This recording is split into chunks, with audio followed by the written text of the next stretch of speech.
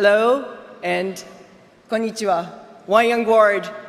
My name is Tomoki, a medical student from Okayama University, and it is my absolute pleasure to introduce a medical doctor and educator, Dr. Chinmay Panjab. Let's welcome him.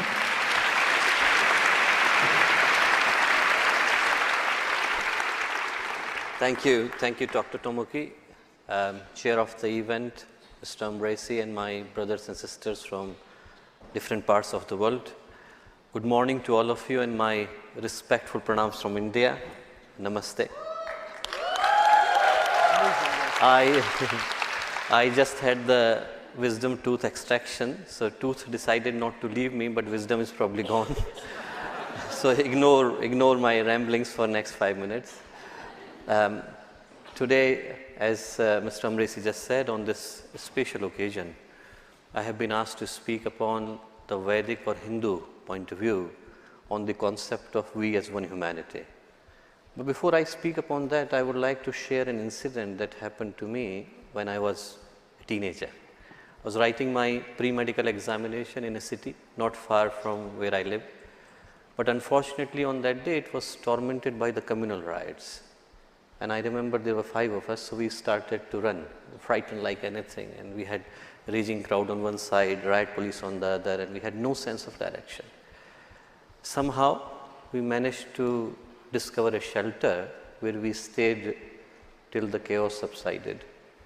And then only we realized that among the 5 young people as we were, 4 belonged to 4 different religions. So when fear was frightening us, humanity was uniting us in that particular moment. And I shared that incident with you because what I feared on that day, I and probably everyone else, now fear the same for the future of humanity, where everyone is asking the same question, that how on earth we could allow the human history to be written with the words that are soaked in the cascade of blood. How on earth we can allow very few dreadful individuals to take the lives of innocent men and women and children. How on earth we can allow the religion, which is such a profound experience for humanity, to get poisoned with hatred, intolerance and violence. No one should allow that to happen, and that's why the generation of today and tomorrow are looking at the faith leaders to provide a global, resolute and determined response to this calamity of consciousness. And I purposely use the word consciousness because what I just talked about, everyone is aware of it.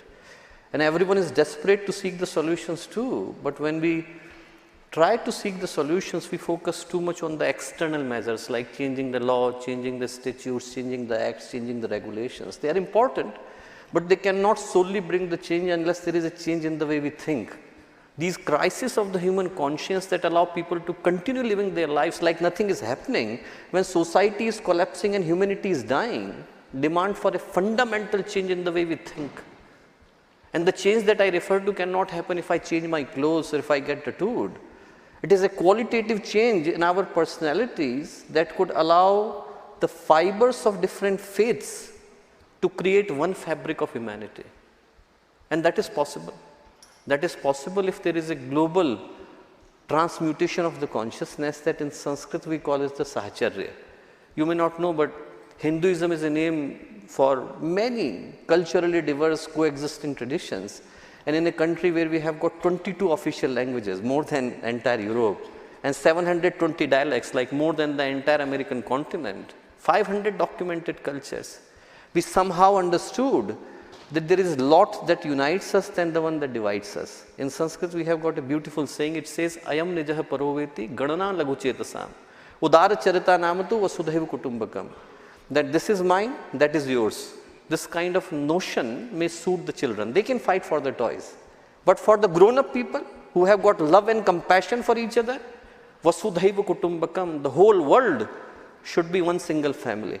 And I think that is the message of this interfaith gathering, that we need to discover our shared love and affection while keeping our faith identities intact.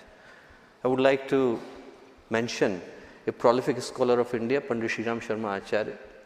He authored more than 3,000 books and created the entire organization that I represent.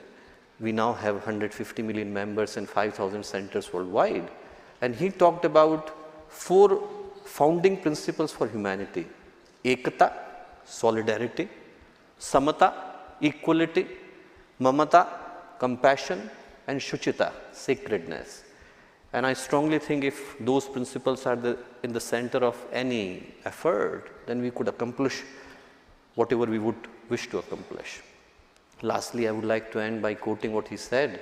In 1987 he wrote, and he said that current times may look dark and gloomy, but they should not bring fear or despair to us. Rather, we should embrace them like a call of action.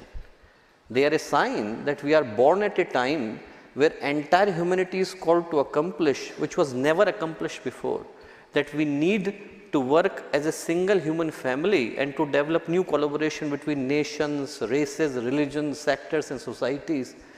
And I think that's the reason why we are here. And if we work together for a better cause, then the world would be different. In Sanskrit, we have got a saying called sorrow is the hammer of God, that in the moments of adversities, probably the best opportunities arise. And I think in the moments of crisis, we can definitely create a better world and better future. I would like to end by thanking Mr. Amresi and to all of you for so patiently listening, and also a heartfelt invitation to all of you to visit us in India, Haridwar, Himalayas. I said world is one single family, so you all have got one home and one house in the Himalayas. It's called Shanti Kunj. Thank you.